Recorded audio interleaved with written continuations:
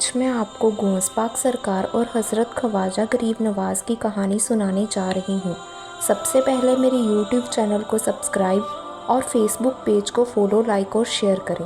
غوث پاک سرکار جی اپنے بچپن میں جب بھی کہیں باہر جایا کرتے تھے تو ان کو ایک آواز آیا کرتی تھی، ہے غوث، عاشق بنو گے یا محبوب بنو گے؟ ایسی ہی آواز ان کو ہر روز آیا کرتی تھی۔ ایک دن جناب غوث پاک جی نے اپنی امی جان سے کہا کہ مجھے ایک آواز آتی ہے کہ ہے غوث، عاشق بنو گے یا محبوب بنو گے؟ تو مجھے سمجھ نہیں آ رہی کہ میں اس کا کیا جواب دوں۔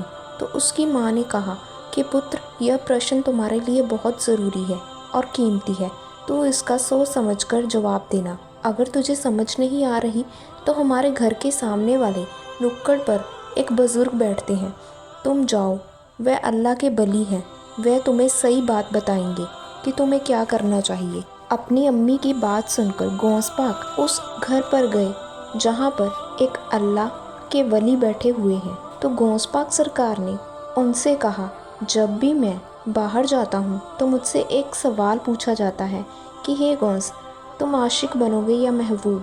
تو اس اللہ کے ولی نے کہا، تم کل میرے پاس آنا، میں تیرے سوال کا جواب بنوں گا۔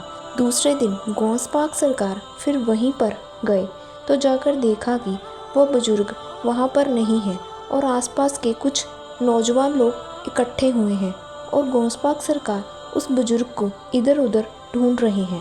تو ایک آدمی نے کہا کہ ہے شہزادے، کسے ڈھونڈ رہے ہو؟ تو غوث پاک سرکار نے کہا، اللہ تعالیٰ کے ولی بزرگ کو جو یہاں پر بیٹھا کرتے تھے۔ تو اس آدمی نے کہا، وہ تو کل مر گئے، ہمیں اس بزرگ کا دھرم نہیں پتا، اس لیے لوگوں نے رسی ڈال کر اسے جنگل میں پھینک دیا ہے۔ یہ بات سن کر غوث پاک بہت حیران ہوئے اور جنگل کی طرف چلے گئے جہاں پر اللہ کے ولی کی لاش کو پھینکا تھا۔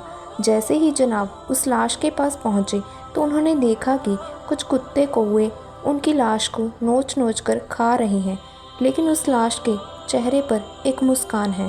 تو غوث پاک سرکار نے کہا، بابا، آپ نے تو مجھ سے کہا تھا کہ تیرے سوال کا جواب کل دوں گا، لیکن آپ تو مجھے جواب دیے بغیر ہی چلے گئے۔ اسی وقت اس لاش میں حرکت ہوئی اور آواز آئی، تیرے سوال کا جواب دینے کے لیے ہی تو میں لاش بنا ہوں، میں نے موت کو گلے لگایا ہے، میری بات کو دھیان سے سنو۔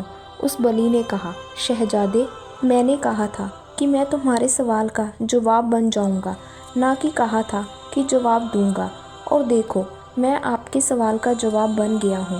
دیکھو، اگر تم عاشق بننا چاہتے ہو تو میں بھی ایک عاشق ہوں، میں نے بھی عشق کیا ہے، اور عاشق کے عشق کا انتم سمے ایسا ہی آتا ہے۔ دیکھو میری لاش کو نوچا جا رہا ہے اور مجھے کفن بھی نہیں ملا۔ اگر آپ میں ہمت ہے تو عاشق بن جاؤ، اگر نہیں ہے تو محبوب بن جاؤ۔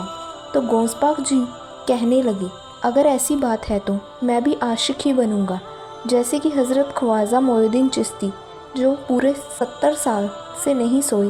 ایک دن ان کے نوکر نے پوچھا کہ سرکار، آپ نہ تو رات کو سوتے ہیں نہ دن میں، ایسا کیوں ہوتا ہے؟ تو حضرت خواجہ جی نے فرمایا، جس کا آقا خدا جاگ رہا ہو اس کے غلام کو کیسے نیند آ سکتی ہے؟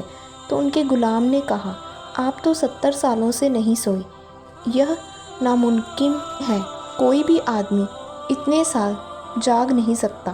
تو انہوں نے فرمایا، اگر 100 سال بھی جاگتے رہے تو اس میں تعجب کی کوئی بات نہیں ہے۔ اگر آپ کا عشق سچا ہے تو آپ کا بیڑا پار ہوگا اور آپ بھوساگر کو بھی پار کر لو گے۔ جب بھی آپ اللہ تعالیٰ سے سچا عشق کرو گے تو ہمیں وہ سب دکھوں سے نجات کر دیں گے اور اپنی بارگاہ میں پناہ دیں گے۔ یہ شان ہوتی ہے سچے عشق کی۔ آپ کو میری یہ سٹوری کیسی لگی مجھے کمنٹ باکس میں بتائیں۔